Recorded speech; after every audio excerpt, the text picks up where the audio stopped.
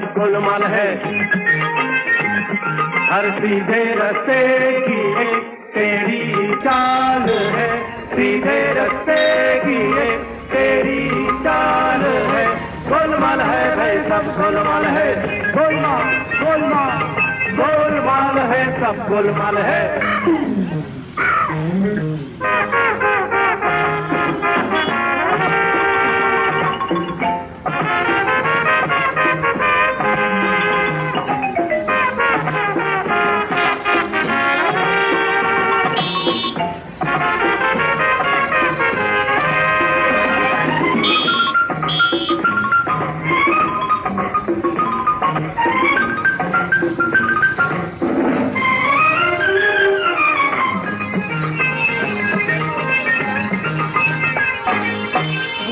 रोटी की हो तो पैसा कमाई।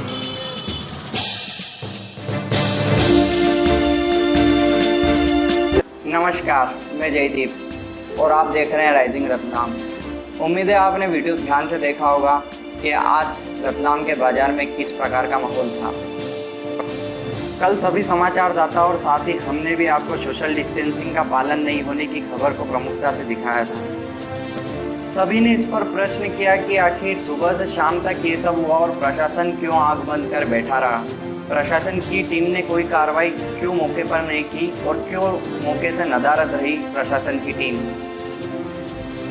कयास लगाए जा रहे थे कि आज 23 अप्रैल को प्रशासन पूरा मुस्तैद रहेगा और कल जैसी गलती नहीं दोहराएगा, मगर आज सारे कयास झूठे साबित हुए। आपने देखा, हमने भी देखा, हमें गलत लगा, आपको भी गलत लगा, तो फिर प्रशासन के कान में जू तक नहीं रहेगी, ऐसा कैसे हो सकता है। आज बाजारों का ऐसा हाल था मानो ईद या दिवाली की खरीदारी शुरू हो गई हो। जमकर भीड़ आज बाजारों में उमड़ी। कोई एक्शन टीम नहीं, कोई कार्रवाई नहीं। कुछ 2-3 कार्रवाई हुई भी, लेकिन वो केवल खाना पूर्ति ही लगी। ऐसे में प्रश्न उठता है कि इतना सख्त रहने वाला प्रशासन आखिर इन 2 दिन इतना नर्म क्यों रहा, वह भी इतना नर्म कि इतनी बड़ी महामारी के बीच ऐसी लापरवाही होती रहे और प्रशासन आंख मूंद सिर्फ देखता रहे। शहर की जनता का कहना था कि कुछ घंटों के लिए ऐसा लग रहा है मानो कि प्रशासन पूरी तरह सो गया है और सभी सामान्य हालत हो गए हैं। कोरोना जैसी किसी बीमारी का कोई डर ही अब नहीं बचा हो। इतना सुर्खियों में रहने वाले हमारे पुलिस कप्तान साहब और कलेक्टर महोदया नज़र तक नहीं आए। सड़कों पर उतरकर उन्होंने हाल तक जानना मुनासिब नहीं समझा।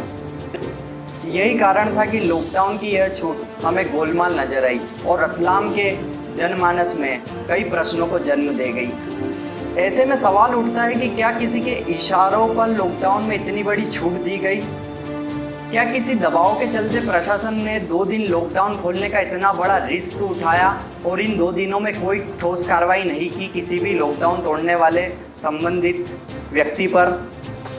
जब किराना सामान की होम डिलीवरी की व्यवस्था सुचारू रूप से चल रही थी, तो उसी किराना सामान के लिए लॉकडाउन में 6 घंटों की छूट किस हिसाब से और क्यों दी गई, यह बात भी रतलाम की जनता को हजम नहीं हो रही है। और लॉकडाउन में भी छूट तब दी गई जब 24 तारीख से रमज़ान का पवित्र माह शुरू होने वाला है। अब सवाल ये उठता है कि ऐसा क्या दबाव था और ऐसी क्या वजह थी जो इतना सख्त प्रशासन इन 2 दिनों में इतना नरम रहा। अगर प्रशासन ऐसे किसी दबाव में कार्य कर रहा है तो यह उनकी कार्यशैली पर एक बहुत बड़ा प्रश्न चिन्ह है, जो काफ़ी गंभीर विषय है। सबसे बड़ी चूक कहें या सबसे बड़ी बात कहें तो कंटेनमेंट एरिया से बेधड़क लोग घरों से बाहर निकले व मुख्य बाज़ारों में जाकर खरीदारी करते नजर आए, लेकिन प्रशासन का कोई आला अधिकारी उन पर नज़र रखने वाला नहीं था। कोई टीम गठित नहीं थी जो कंटेनमेंट क्षेत्र से लोगों को बाहर निकलने से रोके। जब होम डिलीवरी की व्यवस्था सुचारू रूप से चल रही थी तो इतना बड़ा रिस्क लेने की आवश्यकता प्रशासन को क्यों पड़ गई कि उसे लॉकडाउन खोलना पड़ा 2 दिन के लिए। रतलाम की सामान्य जनता नहीं मानती कि यह व्यवस्था इतनी बड़ी थी कि प्रशासन लॉ एंड ऑर्डर मेंटेन करने में नाकामयाब साबित हुआ, जबकि लोगों का कहना है कि प्रशासन ने कोशिश ही नहीं की तो नाकामयाब होने की तो बात ही नहीं होती। हम आपको बता दें कि आज उज्जैन में अचानक से कोरोना बम फूट गया। वहाँ आप देखते ही देखते आज के दिन में 30 से ज़्यादा मरीज कोरोना पॉजिटिव पाए गए। अब इन 2 दिनों की छूट में अगर उज्जैन की तर्ज पर रतलाम में भी यही कोरोना विस्फोट होता है आने वाले 10 दिनों में, तो इसके जिम्मेदार कौन होगा? आखिर क्यों किसी के लिए रतलाम वासियों की जान के साथ में खिलवाड़ किया गया? सभी का यही प्रश्न है कि आखिर किस लिए प्रशासन आंख बंद कर बैठा रहा और उसकी नाक के नीचे सोशल डिस्टेंसिंग की धज्जियां उड़ती रही।